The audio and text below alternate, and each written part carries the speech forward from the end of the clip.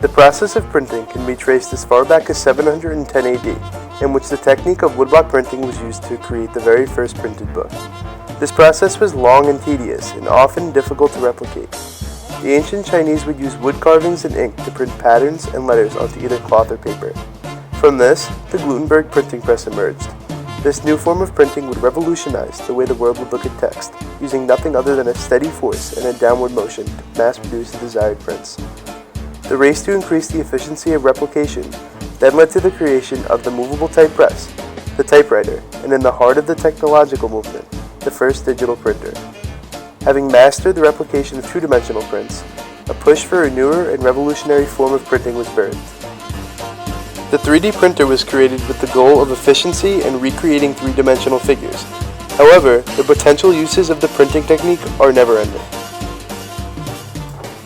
3D printers follow instructions from a computer and stack layers of raw material onto one another. The computer provides the printer with a design file, and the printer squirts out or solidifies powdered, molten, or liquid material into a flat pattern. After this, the print head will return to its starting position and do the same thing over and over again until the layers reach the desired thickness. The end result is a physical object that you can hold in your hand, rather than a two-dimensional object like a desktop printer. Here in the Makerspace, students can work on different projects for class or just for fun.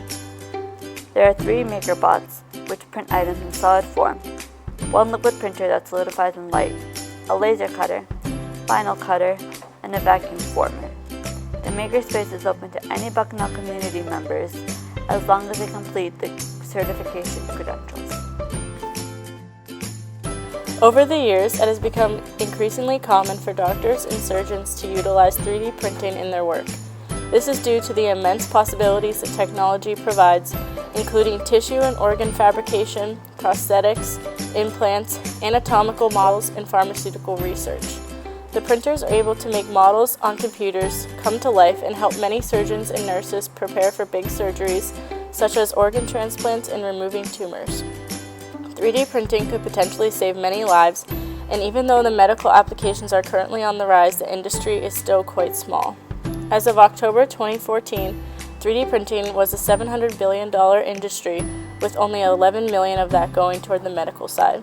However, it is expected to increase to an $8.9 billion industry, with $1.9 billion of that going towards medicine, which would be a 21% increase.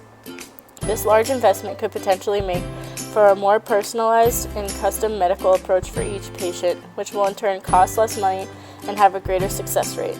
3D printing has been getting a lot of recognition in the media today, all the way from Discovery News to Grey's Anatomy.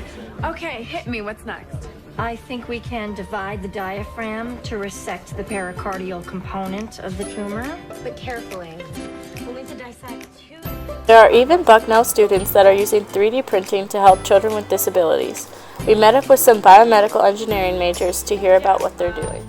I recently founded a chapter of eNABLE at Bucknell. eNABLE as an organization is a global network of volunteers across the world who basically sign up with a 3D printer and willingness to help and 3D print these open source design hands for children in need.